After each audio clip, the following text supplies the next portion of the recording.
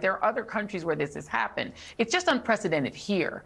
And I wonder if you, as a political scientist, can just sort of walk through the kind of American idea of the presidency as sort of a king, because we have treated presidents as above the law functionally, even if they are not on paper.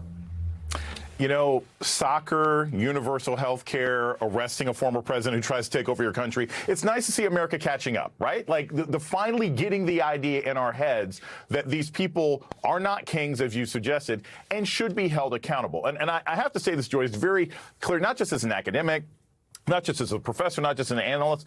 I am happy.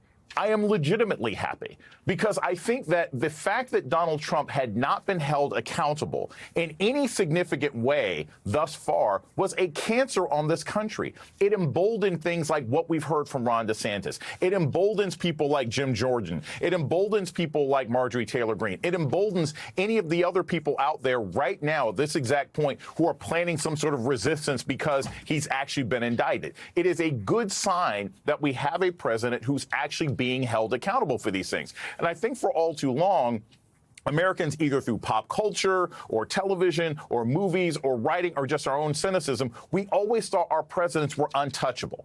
We always thought, okay, you know, nothing's ever going to happen to him for this thing. Nothing's ever going to hold him accountable. So it's good that we're at a moment where he's actually being held accountable. Will President Trump, former President Trump, go to jail for this particular case? Highly unlikely. Highly unlikely. But it does, as many people have mentioned before, it breaks the seal. It makes it clear for anybody else who runs for this office. It makes it clear to any other lawyer in any other district around the country, whether it's parts of New York or D.C. or Georgia right now.